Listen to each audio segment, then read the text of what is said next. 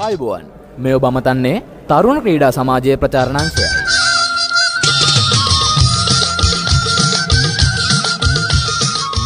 දහවනවාට සංවිධානය කරනු ලබන මහා බක් මහවුලල බුදුමල් පෙති අතුවග සැනයි